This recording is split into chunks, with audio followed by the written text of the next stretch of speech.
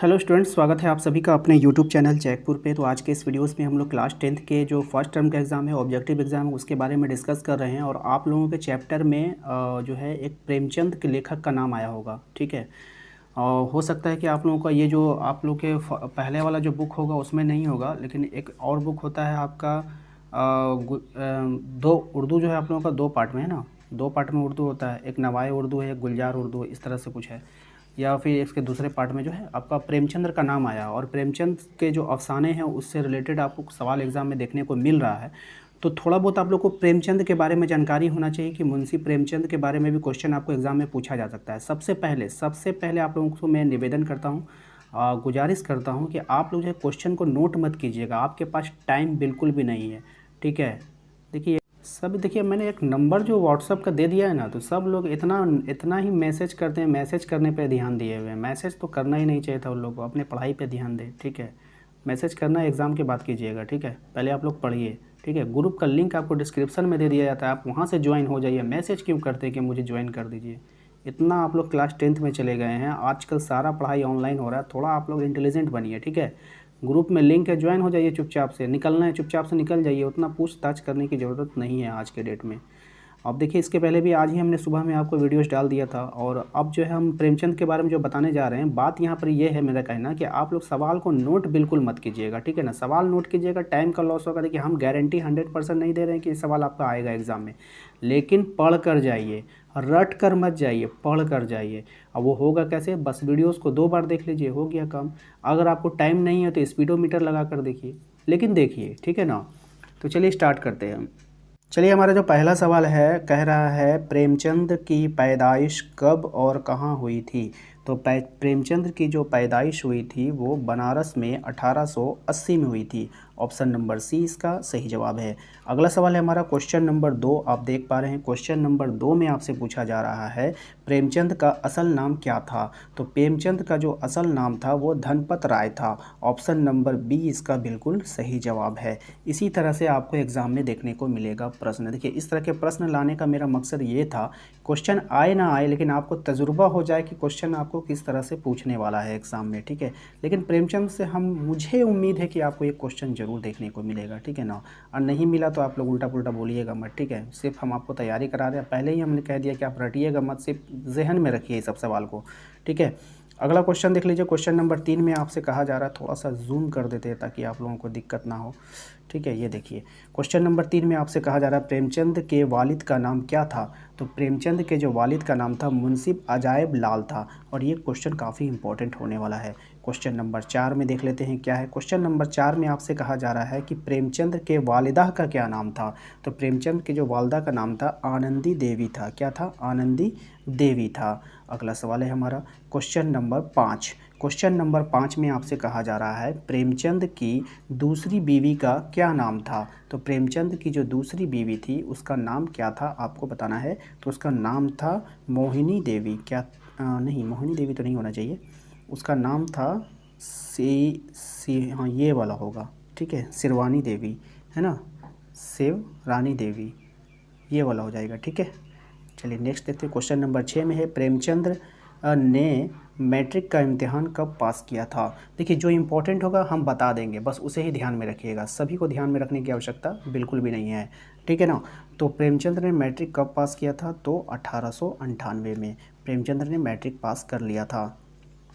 अगला सवाल है हमारा क्वेश्चन नंबर 7। देखिए, क्वेश्चन नंबर 7 में कहा जा रहा है प्रेमचंद के किस अफसाने मजमूए को अंग्रेज़ी सरकार ने ज़ब्त कर लिया था। तो यानी किसको ज़ब्त कर लिया था, आपको बताना है। तो ये था सोज वतन। किसको, सोज वतन को। ये इंपॉर्टेंट है, याद रखिएगा।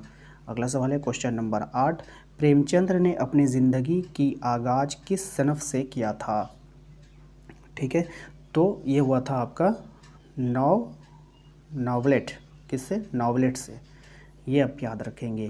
क्वेश्चन नंबर 9 को देख लेते हैं क्या है। क्वेश्चन नंबर 9 में आपसे कहा जा रहा है कि प्रेमचंद ने मुलाजमत से इस्तीफ़ा कब दिया था। मुलाजमत से यानी वो कहीं नौकरी कर रहे थे, तो उससे उन लोगों ने इस्तीफ़ा कब दे दिया था। तो ये हो जाएगा आपका 1921 में, ठीक है। क्वेश्चन नंबर 10 है प्रेमचंद ने प्रेस कब और कहाँ कायम किया, ठीक है ना। तो यहाँ पे कुछ जो प्रेस होता है वो छपाई खाना होता है वो उसके बारे में पूछा जा रहा है, तो उन्होंने कब और कहाँ पे कायम किया था उसके बारे में आपको बताना है। ठीक है, तो ये आपका है 1923 में बनारस में किया था। ठीक है, ऑप्शन नंबर ए बिल्कुल सही जवाब है। अफसाना कफ़न, अफसाना कफ़न किसकी तहलीक है? ठीक है, तो अफसाना कफ़न जो है वो किसने लिखा है, यानी यही इसका कहने का मतलब है, तो प्रेमचंद्र ने लिखा है। किसने लिखा है? प्रेमचंद्र ने लिखा है। याद रखिएगा, काफ़ी इंपॉर्टेंट सवाल रहेगा ये आपके एग्ज़ाम के लिए। अगला सवाल है हमारा, गोदान किस मशहूर नावल है? गोदान जो है वो किस मशहूर का नावल है? तो गोदान जो है वो प्रेमचंद्र का ही नावल है, याद रखेंगे। इसका भी आंसर आपका क्या होने वाला है? प्रेमचंद्र होने वाला है। तो ये सब क्वेश्चन आपके मैट्रिक के एग्ज़ाम में देखने को मिल सकता है।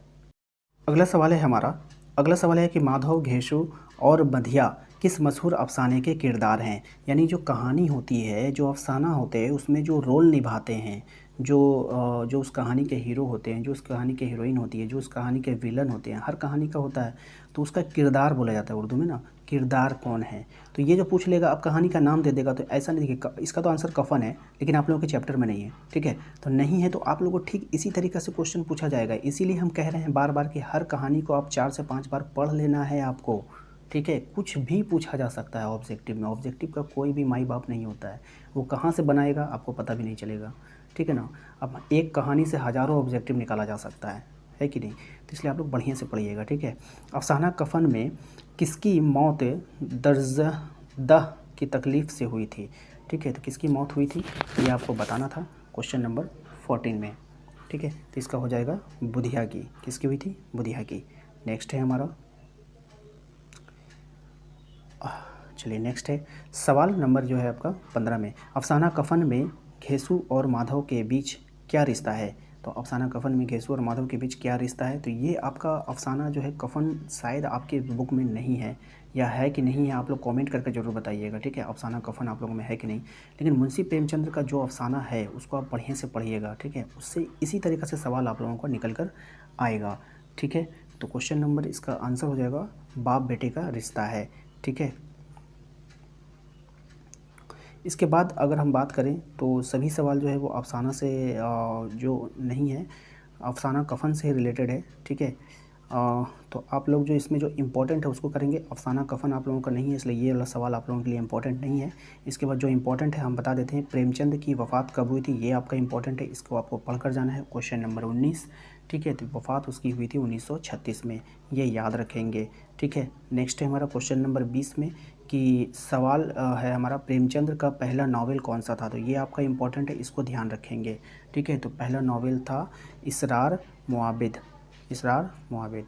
ठीक है, तो इसको आप याद रखेंगे। तो उम्मीद करते हैं कि आपको आज का ये वीडियो अच्छा लगा है। वीडियो अच्छा लगा है तो जल्दी से वीडियो को लाइक कर दीजिएगा। चैनल पे यदि पहली बार आए थे तो चैनल को सब्सक्राइब कर लीजिएगा, घंटी के बेल आइकन को दबा दीजिएगा अगली वीडियो के नोटिफिकेशन को पाने के लिए। यदि आप हमारा व्हाट्सअप ग्रुप ज्वाइन करना चाहते हैं तो वीडियो के डिस्क्रिप्शन में उसका लिंक दे दिया गया है, जाकर ज्वाइन कर लीजिएगा। जीके का ग्रुप भी होगा वहाँ पर, टेलीग्राम का लिंक भी होगा, तो सभी चीज़ को ज्वाइन कर रखिए, आप लोगों का 11-12 में काफ़ी हेल्प होगी। ठीक है, और साथ ही साथ आपने अगर वीडियोस देखा है तो प्लीज़ वीडियोस को लाइक ज़रूर कीजिए। हमें जो है इस वीडियोस में कम से कम 100 लाइक चाहिए, तो इस टारगेट को पूरा कर दीजिए। ठीक है।